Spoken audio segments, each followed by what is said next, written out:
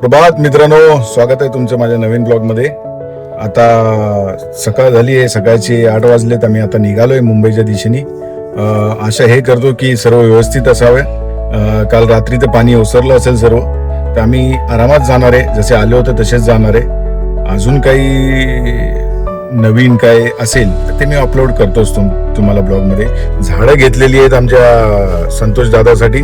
पालघर पर्यंत व्यवस्थित पोहोचवायचे, म्हणून आम्हाला गाडी स्लो चालवावी लागेल. झाडं खराब नाही झाली पाहिजे. काय बरोबर आहे ना? बरोबर. गणपती बाप्पा मोरया. मोरया. चला निघूया.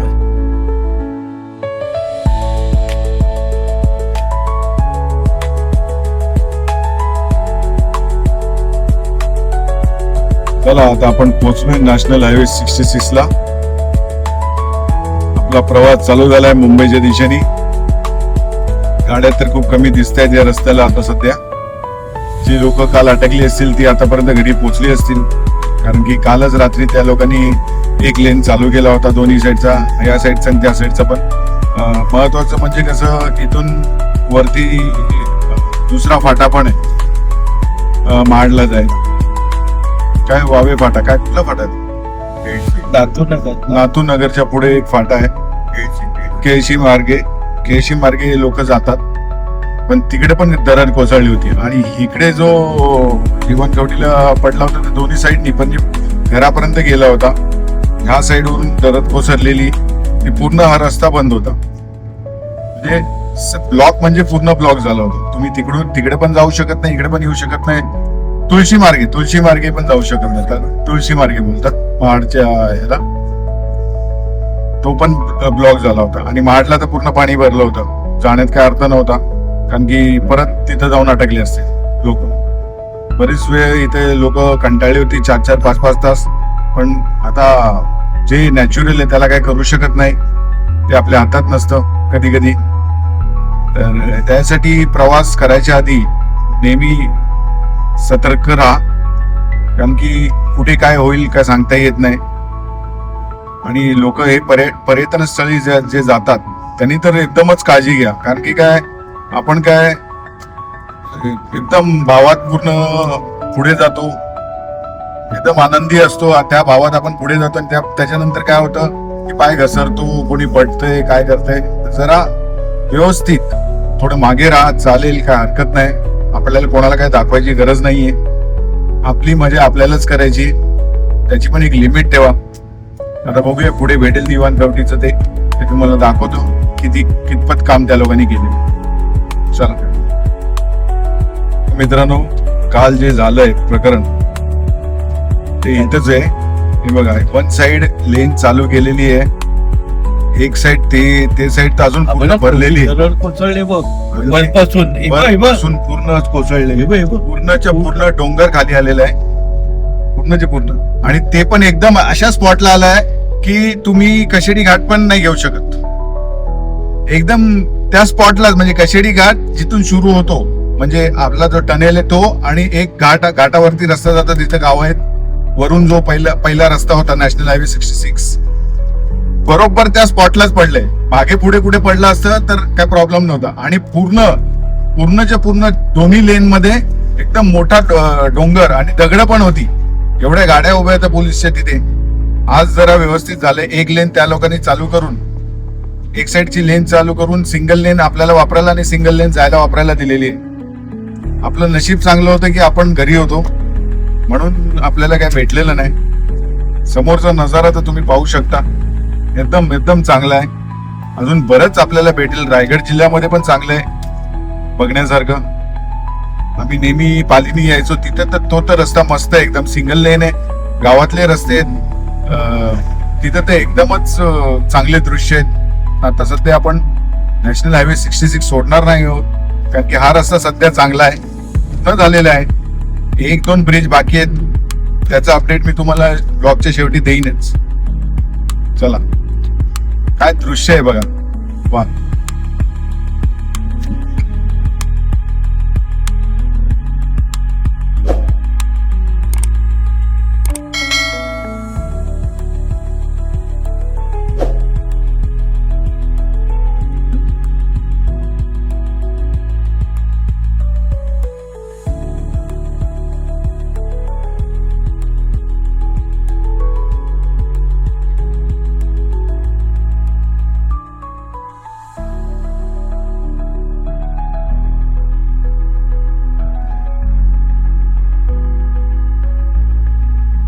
ब्रेकफास्टचा टाइम झाला आहे. आता आम्ही थांबलोय कुठलं आहे राजमुद्रा या हॉटेलला, जे की पोलादपूर जस्ट क्रॉस केले की नॅशनल हायवे 66 लाच लागून आहे. कारण की सकाळी म्हटलं आता कशाला सर्वांना त्रास द्यायचा, म्हटलं एवढं वेळ पण नाही, म्हटलं पटकन उठलो, आंघोळ केली आणि पटकन निघालो आम्ही सर्व. आता थोडस ब्रेकफास्ट करून घेऊया आणि निघूया पुढच्या प्रवासाला. चला.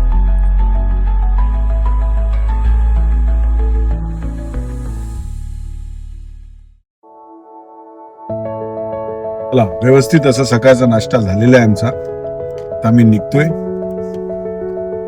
मुंबईच्या दिशेने. आता चांगला असा नाश्ता होता, वेळ घेतला त्यांनी, व्यवस्थित असा नाश्ता त्यांनी दिला आणि कॉफी पण चांगली होती. इथे एक गोष्ट चांगली आहे की ज्यांच्या इलेक्ट्रिक वाहने आहेत ते चार्जिंग करायसाठी चार्जिंग स्टेशन पण आहे इथे. महिंद्राचं 180 वॉटचं चार्जिंग, स्पीड चार्जिंग आहे, म्हणजे 0 to 80 जे अर्ध्या तासात होतं ते. पाऊस जरा कमी झालाय इथे. सावित्री नदीमध्ये आता पोलादपूरच्या पाणी आहेच, जी वाहता महाड पोलादपूर क्रॉस करून आता आपण महाडच्या दिशेने आहे. व्यवस्थित असं आरामात आपण चाललोय, काही घाई नाहीये. रस्ता पण एकदम खाली आहे इथपर्यंत. पुढे फक्त 1 का 2 ब्रिज बाकी नॅशनल हायवे 66 ला, बाकी सर्व ऑलमोस्ट झालेले आहेत. तर त्यामुळे जरा ट्रॅफिक कमी होते. मी नेहमी सांगतो की माणगाव आणि इंदापूर हे जोपर्यंत जे बाहेरून त्यांनी आपल्याला एक्झिट दिली सिटीच्या आतमध्ये न देता, जोपर्यंत ते होत नाही तर त्या जागेवर तुम्हाला नेहमी ट्रॅफिक भेटेलच. मोस्टली प्लॅनिंग अशी करा की आफ्टरनूनच्या टायमाला किंवा अर्ली मॉर्निंगच्या टायमाला तिथून पास व्हा, म्हणजे तुम्हाला ट्रॅफिक नाही भेटणार. संध्याकाळच्या टायमाला तर खूप ट्रॅफिक असते, कधी कधी 1 तास, कधी 2 तास, कधी 3 तास लागू शकतो असं आहे. आणि तो पास फक्त 1 किलोमीटरचा आहे फक्त माणगाव सिटी मध्ये. 1 किलोमीटर क्रॉस करायला तुम्हाला 1-1.5 तास लागतो. तर आपण पण चाललोय आता, सकाळचे 10 वाजलेले आहेत. बघूया किती वेळ लागतो तिथनं पास व्हायला. मला नाही वाटत की आज गर्दी असेल. हाय अलर्ट दिलेला आहे ऑलरेडी, शाळांना पण सुट्टी दिलेली आहे, कॉलेजला पण सुट्टी आहे.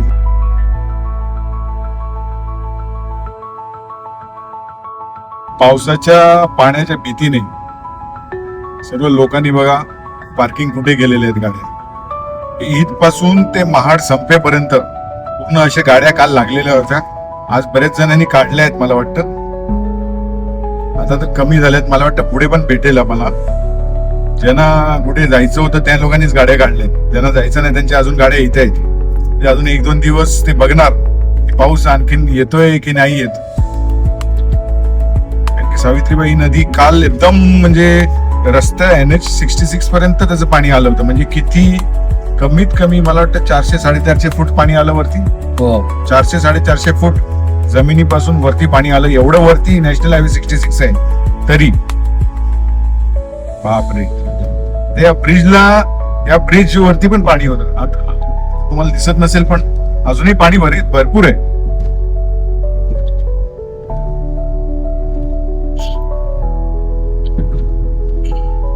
हे बघा, हे सर्व ट्रक लागलेले आहेत लाईनीने ऑपोजिट साइडला. काय करणार, हाच एक पर्याय त्यांच्याकडे राहिलेला आहे. अजूनही ट्रक लागलेले आहेत दोन्ही साइडनी ब्रिज वरती. हे बघ,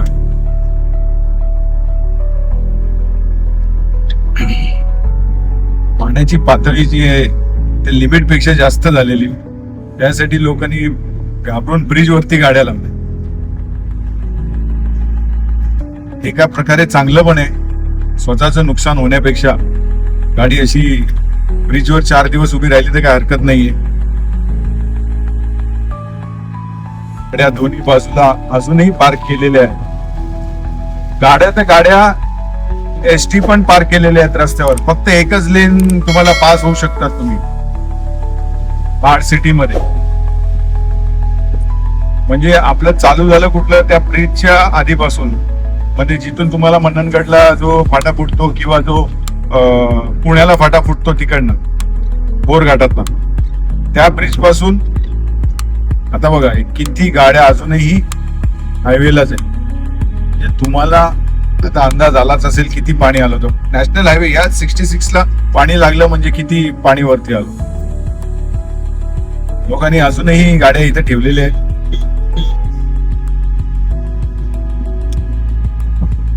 वरती लांबच लांब रांगा. काल तर ते सांगत होते 10 किलोमीटर आहे.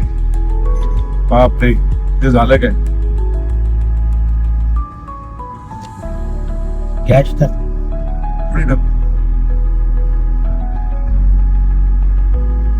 अजून बरीच लांब रांग आहे. बापरे, मागच्या वेळेस 5 किलोमीटर. हे आता ते लोक काल तर 10 किलोमीटर सांगत होते. आता पण 5 किलोमीटर. 5 किलोमीटर तर ऑलरेडी आम्ही क्रॉस केलेलंच आहे. आता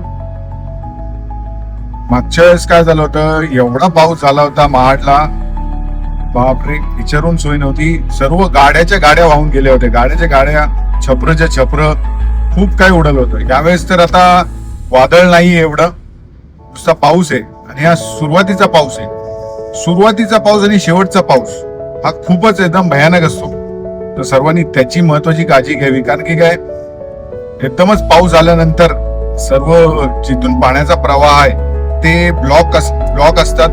ते थोडस ओपन होण्यासाठी टाइम लागतो.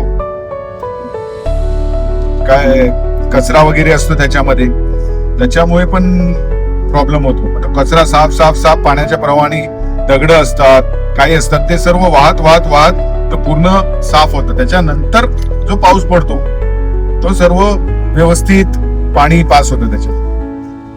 हायवे ही ऍक्च्युअल परिस्थिती आहे. सर्व गाड्या लागलेल्या आहेत. मी आता तुम्हाला पाणी दाखवतो, हे किती पाणी आहे.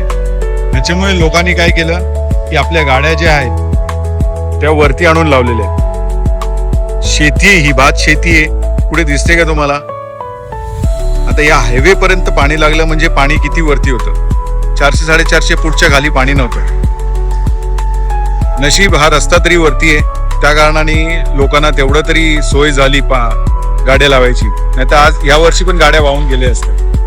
महाड सिटी खूप खाली आहे.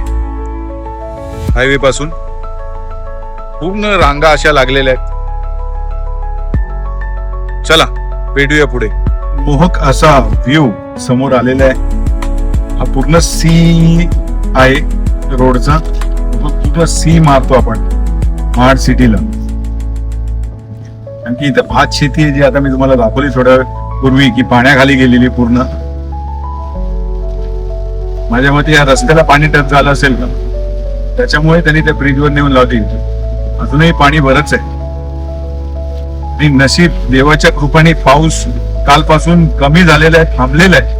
मध्ये मध्ये पडतं, सर येते 10-15 मिनिटाची, त्याच्यानंतर परत थांबतो. त्याच्यामुळे चांगलं आहे, म्हणून ते पाणी कमी झालेलं आहे.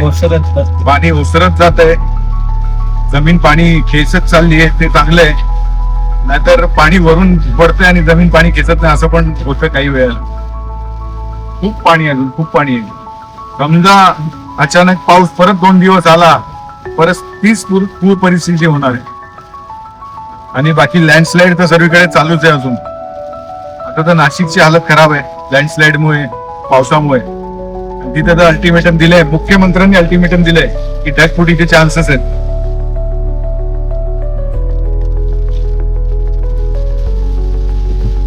देवाची कृपा पण आहे आणि देव तुम्हाला दाखवतो पण आहे. ही प्रत्येक गोष्टीची एक वेळ असते. माणसाला नेहमी प्रत्येक गोष्टीची घाई असते. पाऊस नाही ओरडत होता कालपासून. आता पाऊस एवढा झाला, त्याला पावसाचा 5 दिवसात कंटाळा आला. असं असतं. देवानी जी प्लॅनिंग केली आहे ती नेहमी बरोबरच असते, त्याच्यावर कोणी शंका करू नये. चला आता आपण क्रॉस केलेले आहे महाड. जाऊया हळूहळू, फ्युल रिफिल करूया पुढे. स्वतःचा फ्युल तर आम्ही रिफिल केला. पोलादपूरला नाश्ता केला चांगला, राजमुद्रामध्ये चांगलं होतं. सावित्री नदी आम्हाला लागूनच आहे. तुम्हाला दाखवतो मी दृश्य. बघा डावीकडे कसं काय नाही पाणी रस्त्यावर आलं असेल. या रस्त्यावर तर हमखास पाणी आलं असेल. त्याच्यामुळे नॅशनल हायवे 66 हा बंद करण्यात आला होता. का पाऊस जोरात चालू आहे, जोराची सर आली आहे एकदम. कारण नॅशनल हायवे 66 जो महाडला बंद होता तो या कारणाने बंद होता की हे सावित्रीबाई नदीचं पाणी पूर्ण म्हणजे गावात तर गेलेलंच होतं. आता या रस्त्यावर पण आलं असेल हे तर नक्की होईल. त्याच्यामुळे त्या लोकांनी बंद केले. कारण अजूनही पाणी रस्त्याला टच आहे. अजूनही दृश्य दाखवली ना ती मी पाण्याची, ते अजूनही रस्त्याला टच आहे पाणी. पुढे गेल्यावर ते दृश्य दिसेलच आपल्याला. तर हे आपण ब्रिजवर आहे म्हणून आपल्याला काय माहिती नाही पडत आहे, पण ब्रिज उतरल्यावर आपल्याला दिसेलच की पाणी जे आहे ते एकदम टच होतं रस्त्याला. त्याच्या हे बघा दृश्य, डावीकडे पाणी पूर्ण टच आहे. पूर्ण म्हणजे पूर्ण टच आहे रस्त्याला. म्हणजे विचार करा कालची परिस्थिती काय असेल. कालपासून पाऊस थांबला होता रायगड जिल्ह्यात पण, रत्नागिरी जिल्ह्यात पण. त्याच्यामुळे काय प्रॉब्लेम नाही झाला. हे बघा एवढं पाणी इथपर्यंत आलंय. म्हणजे ह्याला रस्त्यावर यायला किती वेळ लागला असता. आणि बरं केलं आम्ही आज निघालो, काल आराम केला. कारण की काल जे अटकले असणार ते अटकतच घरी गेले असतील. कारण की पाणी काय लगेच ओसरत नाही. कचेडी घाटाचं जे लँडस्लाइड झालं होतं ते क्लिअर केल्यानंतर पण त्यांना पुढे खूप काही त्रास झाला असेल, असं नाही की नाही झाला असेल. अजूनही खूप पाणी आहे रायगड जिल्ह्यात. तर आम्ही लोणेरे पोहोचतोय. हा तर एकदम रोड एकदम खालीच आहे, हॉटस्पॉट आहे एकदम. हे बघ ना, हा, ते पूर्ण पाणीच पाणी. हे बघ पाणी अजूनही आहे गावाच्या गावात. तासगाव पूर्ण पाण्याखाली आहे. ते तर अजूनही पाण्याखाली आहे तासगाव.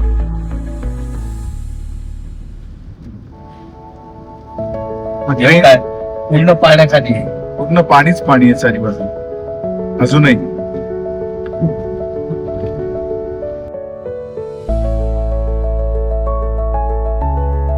आता फ्यूल रिफिल करून आपण आता पोहोचतोय कोलाडला. मी तुम्हाला सांगत होतो ना, येताना जो ब्रेकर आहे तो त्या साईडला आहे, जातानाचा हा ब्रेकर या साईडला आहे. कारण की आतून लोक एक रस्ता येतो त्यासाठी हे ब्रेकर टाकलेले आहेत. इथे मागच्या वेळेस खूप जोरात आपली गाडी आदळली होती. ते लक्षात माझ्या राहिलेली आहे आणि ती नेहमी राहील. पप्पू चांगली पटली. हा, दुसरी गोष्ट हा ब्रिज पण मी तुम्हाला सांगितलं होतं मागच्या ब्लॉग मध्ये की हा ब्रिज पण चालू करण्यात आलेला आहे. आणि आता दोन्हीकडची साईड त्यांनी चालू केलेली आहे. पहिले ही एकच साईड चालू होती, येतानाच तुम्हाला खालून यायला लागायचं. आता हा पण एक ब्रिज चालू झालेला आहे. त्याच्या पुढचे ऑलमोस्ट सर्व ब्रिज चालू झालेले आहे. नागोठणे नंतर एकच ब्रिज आहे जो बाकी आहे.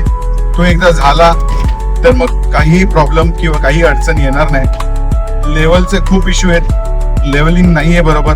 माझ्या मते ते नंतर व्हेरिफिकेशन करतील परत एकदा फायनल, तेव्हा ते लोक ते लेवलिंग करतील. त्यांना करावंच लागेल, नाही तर ऍक्सिडेंट होण्याचे चान्सेस आहेत. हा ब्रिज वन साइड म्हणजे एक लेन चालू केलेले होते. आता हे थोडंसं काम बाकी आहे फिनिशिंगचं, तरी त्यांनी चालू केलेलं आहे. कारण की त्यांना माहिती आहे पुढे जाऊन गणपती येणार आहे. त्यासाठी त्या लोकांनी हे थोडंसं आधीच चालू केलेलं आहे की परत गणपतीच्या टायमाला प्रॉब्लेम नको. ऑलमोस्ट आपण कोलाडच्या बाहेर आलेलो आहोत. काय वेळ लागत नाही कोलाडच्या बाहेर पण यायला. फक्त एक्झिटच्या इथे पण एक स्पीड ब्रेकर आहे, तिथे गाडी स्लोच असते इथे. कारण की इथून पण एक रस्ता जॉईंट होतोय. पण नॅशनल हायवेला मी तरी कुठे बघितलेलं नाहीये महाराष्ट्राशिवाय की जिथे स्पीड ब्रेकर आहे. मी कर्नाटकाला एवढं चालवलं, कर्नाटकाला उडुपीपर्यंत गेलो, पण कुठेही मला स्पीड ब्रेकर नाही भेटलं उडुपीला किंवा कर्नाटकाच्या कुठल्या ह्याला. कारवार क्रॉस केल्यानंतर एकही स्पीड ब्रेकर नाही, इव्हन गोव्यामध्ये पण नाही. तर हा कम्प्लीट पूर्ण झाल्यानंतर, चालू झाल्यानंतर जेव्हा तुम्ही टोल घेणार, आता तर तुम्ही एक टोल घेताच आहे पेनच्या इथे, हरकत नाहीये. पण रस्ते जे आहेत त्याची लेवलिंग प्लीज करा, ही रिक्वेस्ट माझी. कारण की कोणी एकदम अति स्पीड मध्ये येतो, त्यासाठी पण बंधनं आपण टाकलेली आहेत. पण तरी पण काही लोक असतात जे फाईन भरायला पण तयार आहेत. आपल्याला तेवढी घाई नसते, मग इच्छा कारणाने मागचा पण एकदम सरप्राईज होतो, वाचकतो तो. त्यासाठी चेक करून एकदा लेवलिंग करून घेतलं.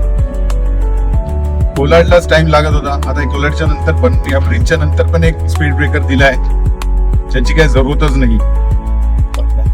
ही परिस्थिती आहे JSW जिंदाल स्टील वर्क्स डोलविलम. 2 दिवस पाऊस नाही पडला, लगेच खड्डे झाले पण रस्त्याने. असं वाटतं चंद्रावर आलोय आपण, एवढे खड्डे झाले. गाडी किती हलते आपली. काल हे पूर्ण जे होतं हे पूर्ण पाण्याखाली होतं, पूर्ण पाण्याखाली. हे झाडांवर म्हणूनच का हे घेतून गेलं ना, म्हणून हे झाडांवरनं तुम्हाला समजलं असेल किती पाणी असेल. अर्ध्याच्या अर्ध्या बस डुबल्या होत्या, म्हणजे किती खोल खड्डा होता. चिखल बघ ना, पूर्ण चिखल आहे, पूर्ण चिखल. काय अर्थ नाही त्याला. हा नशीब एक लेन कॉन्क्रीट बनवलाय म्हणून ते तरी चालू आहे. अर्ध कॉन्क्रीट अर्ध डांबरचा रस्ता असं बनवू नये कधी, हे असे प्रॉब्लेम होतात. मग अक्षरशः झोडून काढलंय रायगड जिल्ह्याला पावसाने, चांगलं झोडून काढलंय. धुतलाय. 500 मिलीमीटर पेक्षा जास्त पाऊस 4 दिवसामध्ये, 500 मिलीमीटर पेक्षा म्हणजे झालं काय. आता आम्ही रस्त्याच्या कडेने येतो तर रस्त्याला टच आहे अजून पाणी, म्हणजे किती पाणी असेल रस्त्यावर. काल पाणी आज ओसरलंय म्हणून काय प्रॉब्लेम नाही.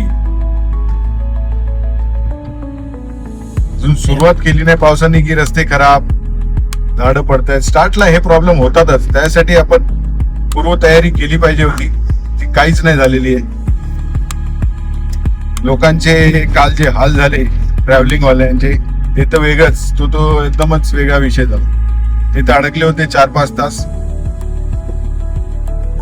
गडचिरोलीच्या इथे जे डोंगर खाली आलेलं आहे ते काय साधं डोंगर नाही, पूर्ण डोंगरचे डोंगर खाली आलेले. आणि माझ्या मते कमीत कमी 300-400 फूट नुसती माती खाली होती रस्त्यावर. त्यात एक साइडच त्यांनी क्लिअर केलेली, दुसरी साइड अजून क्लिअर करायची बाकी आहे. पाबलच्या पहिले जो ब्रिज होता, आता ते गावाचं नाव काय, कोमेटी नाव आहे. कोमेटी एक साइडने ब्रिज चालू केलाय, त्याची पण लेवल बरोबर नाहीये. नका चालू करू, तुम्ही लेवल बरोबर करा. एवढे दिवस तुम्ही घेतले, आणखीन 1 महिना 2 महिने घ्या, पण लेवल चांगली करा. हीच विनंती तुमच्याकडे. सर्वच ब्रिज चालू करून तुम्ही टोल फक्त चालू करणार, त्या गोष्टीला अर्थ नाही. लोक परत संतापणार. चांगलं व्यवस्थित काम करा. तर समोर तुम्हाला दिसतच असेल पाणीच पाणी, म्हणजे किती पाणी होतं. पाणी जायची जागा तुम्ही ठेवली नाही. सर्वीकडे डेव्हलपमेंटच्या नावाने झाडं वगैरे कापली. आम्ही एवढी वर्ष गावाला जात होतो या नॅशनल हायवे 66 नी, कधीही आम्हाला पावसाळ्यात किंवा असं जाणवलं नाही की कुठे पाणी भरलंय. सर्व रस्त्याच्या कडेने दोन्ही साईडनी झाडं होती, चांगली मोठी मोठी झाडं. ती पण अशी नाही की छोटी झाडं होती. डेव्हलपमेंटच्या नावाखाली तुम्ही झाडं तोडली, पण झाडं परत लावा, जेणेकरून पाणी जे आहे ना ते झाडं खेचतील किंवा जमीन खेचेल. तुम्ही झाडच लावणार नाही डेव्हलपमेंटच्या नावाने, सर्व काही फक्त करत जाणार. किती जागा अशा आहेत जिथं खालून पाईपलाईन टाकली पाहिजे, ते म्हणजे राईटचं पाणी लेफ्टला, लेफ्टचं पाणी राईटला, असं जायचं जर का नियोजन केलं असतं तर एवढे त्रास नसतं झाला. समोर तर खूप अंधार झालेला आहे, जोराचा पाऊस येणार आहे असं वाटतंय. चला आता भेटूया पुढे. बघा अजूनही पाणी तिकडे आहे, किती पाणी आहे. आज आम्ही ह्याच्यासाठी काल थांबलो की पाणी ओसरू द्या, व्यवस्थित न्यूज येऊ द्या, त्याच्यानंतरच आपण निघूया. रेस घेऊन कुठलंही काम करू नका सध्या. तुम्ही एकटे असला ठीक आहे, पण परत प्रॉब्लेम असा आहे की फॅमिली असल्यावर त्यांनाही त्रास तेवढाच झेलावा लागतो. पण फॅमिली असल्यावर जरा विचार करून बाहेर पाऊल टाक. कुठेही पर्यटन स्थळावर जाताना काही अतिशोक्ती करू नका. व्यवस्थित पर्यटन स्थळावर जा, मजा करा, परत घरी या.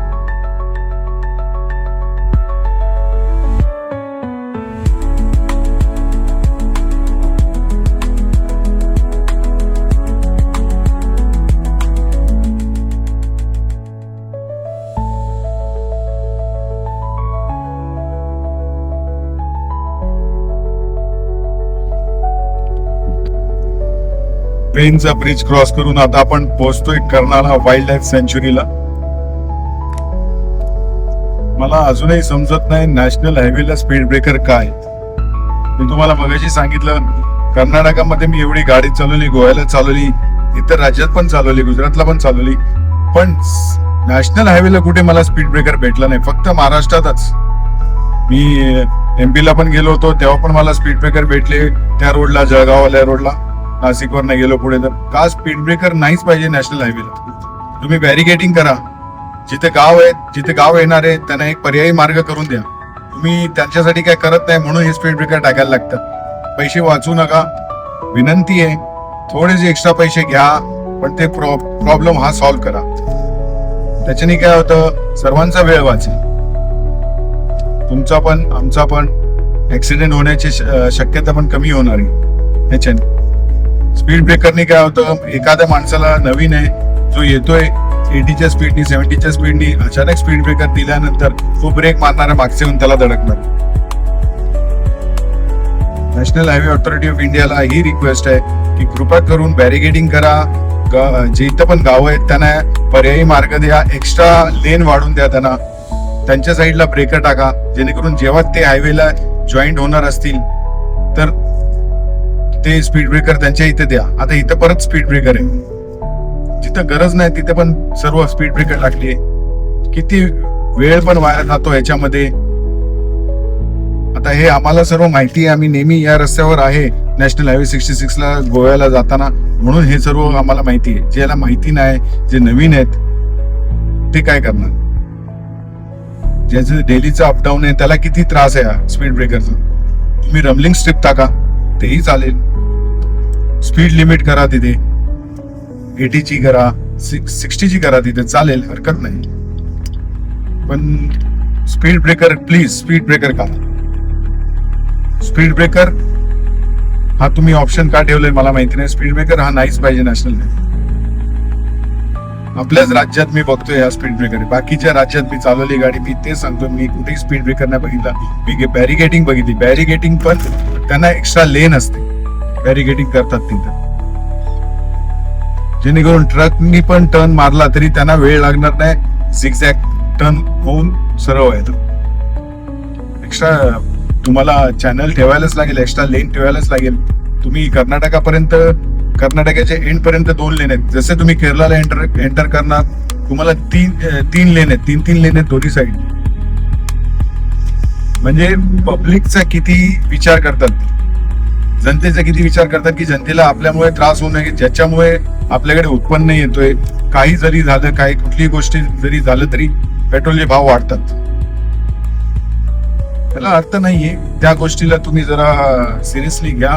रिक्वेस्ट आहे माझी, रिक्वेस्ट, हंबल रिक्वेस्ट आहे. Speed breaker please national highway 66 Verna काढा. रमलिंग स्ट्रिप्स त्याच्या जागेवर अप्लाय करा.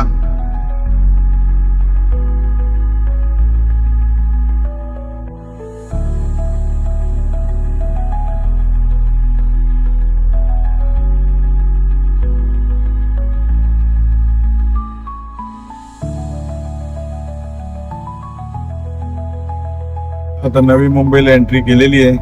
पनवेलला पोहोचलोय आपण, इंटरनॅशनल एअरपोर्टच्या बाजूला. आतापासून ट्रॅफिक चालू होईल. आतापर्यंत काहीच ट्रॅफिक नव्हती, ना आम्हाला इंदापूरला ना मानगावला ट्रॅफिक भेटली, कारण की पाणीच एवढं आहे रस्त्याला. सर्वजण आपले घरीच बसलेले आहेत. एक दिवस नाही भेटणार. बघूया आता भेटते की नाही भेटते. मला नाही वाटत भेटली. मला तर वाटतं की भेटली नाही पाहिजे. पण आता रस्त्यानं खड्डे किती, कारण की जाताना खड्डे भरपूर होते. आपण ते खड्डे जर कोणी वाचवत असेल तर आपल्याला टाइम लागेल, तर नाही वाचवणार तर आपण पोचू पटकन, त्याला काय वेळ नाही लागेल. तर इथे इथपर्यंत तर ट्रॅफिक नाही भेटली, व्यवस्थित आलो एकदम आरामात. 40-50च्या स्पीडनेच गाडी चालवली. भरपूर दिवस सांगितलं मगाशी की स्पीड ब्रेकर आहे,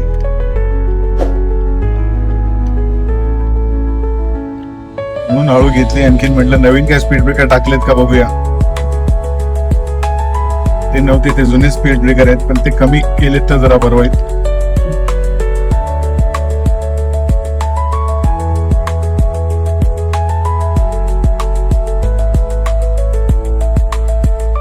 1 वाजलेत. आता आपण कांजूरमार्ग सिग्नलला पोहोचलोय. आता दादा इथून कॅब करून घरी जाणार आहेत. मी इथून सरळ कल्याणला निघणार आहे, कारण की आता रस्ता खालीच भेटला आम्हाला. काही एवढी ट्रॅफिक नव्हती, पण खरंच रायगडला तर एकदम हालत खराब केली पावसाने.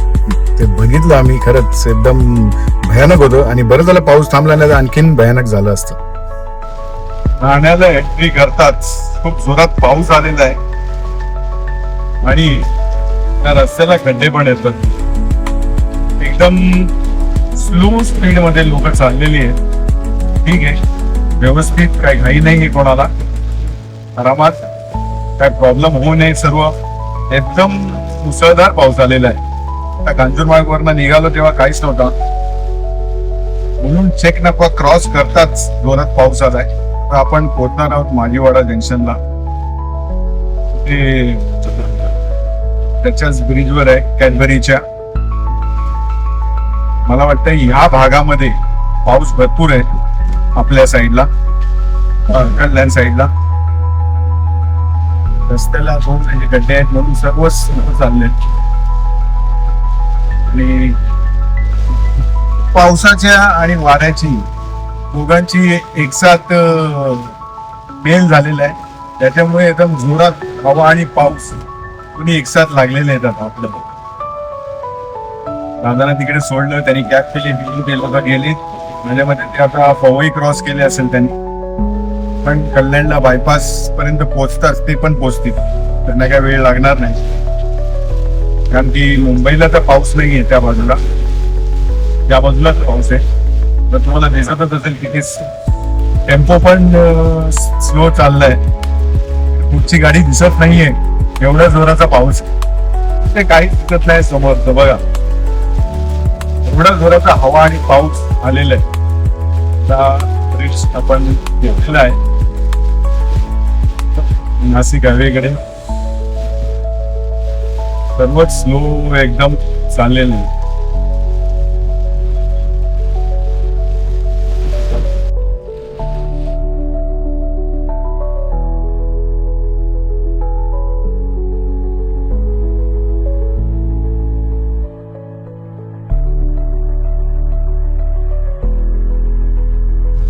आता आपण क्रॉस केलं खारेगावाचा ब्रिज.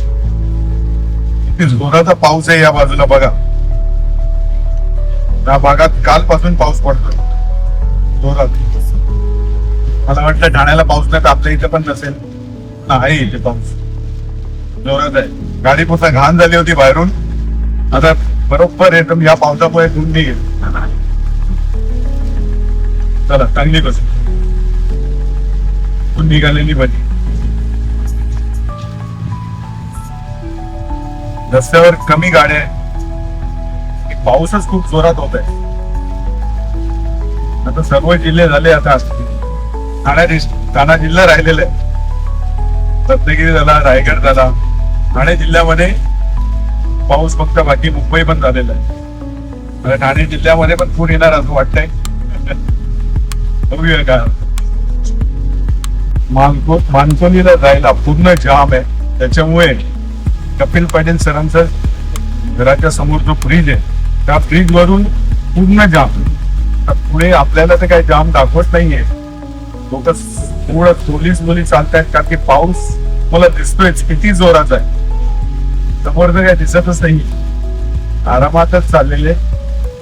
5 मिनिटाचा जाम आहे तिकडे मानकोलीला जायला.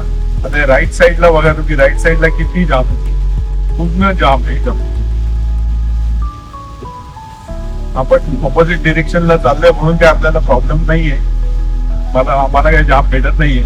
आम्ही स्पीड आमची एकदम कमी आहे, 30-40च्या स्पीडनेच घेतली गाडी, कारण की जास्त पळून काय फायदा नाहीये.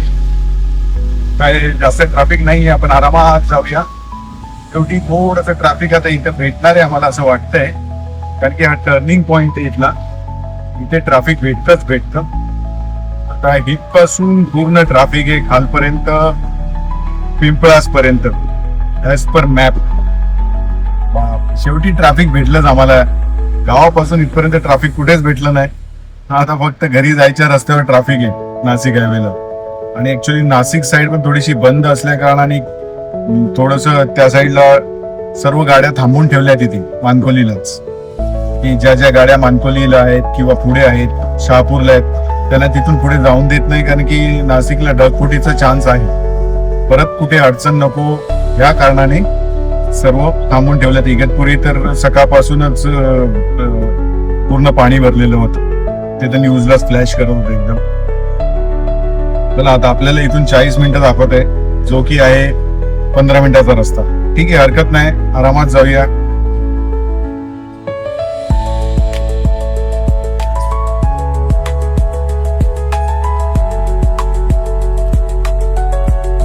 तर आपण पोहोचलोय गोवेगावला.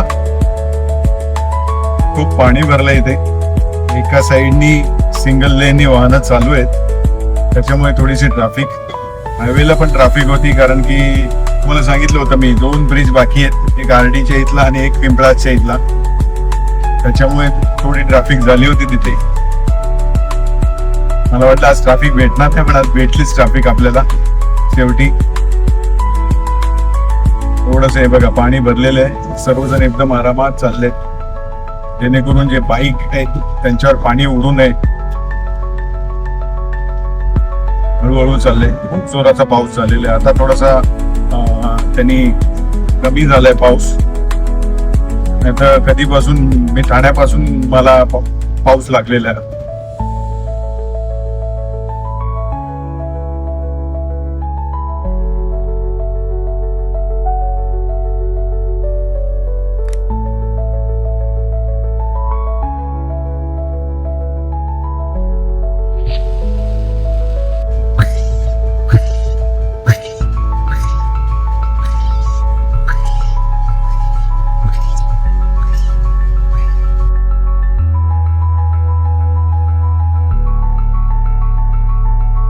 चला आता आपण सुखरूप घरी पोहोचलो आहोत. ठीक आहे, चांगला झाला प्रवास, जास्त वेळ नाही लागला यायला आम्हाला. फक्त आम्हाला इथे ट्रॅफिक भेटली, ठाण्याच्या नंतर मला ट्रॅफिक भेटली. बाकी मी दादाला कांजूरमार्ग वगैरे सोडलं तर तिथपर्यंत तर काय ट्रॅफिक नव्हती. ठीक आहे, थोडीशी नाराजगी ह्याच्यासाठी आहे की स्पीड ब्रेकर खूप जास्त आहे आणि त्याची काय गरज नाहीये नॅशनल हायवेला. ते जरा मेहरबानी राहील जर का ते केलं तर. आणि दुसरी गोष्ट, थोडी अप्स अँड डाऊन्स रोड लेवलिंगला केलं पाहिजे. ब्रिज चालू केलं पाबळच्या इथं, त्याच्या आधी जे गाव आहे त्याच्यामध्ये सिंगल लेन चालू झाली, तोच एक ब्रिज बाकी होता आणि एक साईडचा अजून बाकी आहे, त्याची लेवलिंग नाही केली आहे बरोबर. परत नागोठण्याचा पण ब्रिज आहे, त्याची पण लेवलिंग नाहीये बरोबर. आणि हा एक ब्रिज आहे कुठला, कोलारचा. हे तिन्ही ब्रिज जर झाले व्यवस्थित तर बाकीचा रस्ता तर त्या लोकांनी चांगलाच बनवलेला आहे. हा, फक्त विनंती ही आहे परत एकदा की जे इंदापूर आहे आणि माणगाव आहे ह्याचं काम प्लीज जरा लवकर करा, कारण की कंजेशन तिथं होत आहे. आता आज तर लोक घराच्या बाहेर नाही पडली म्हणून काय प्रॉब्लेम नाहीये.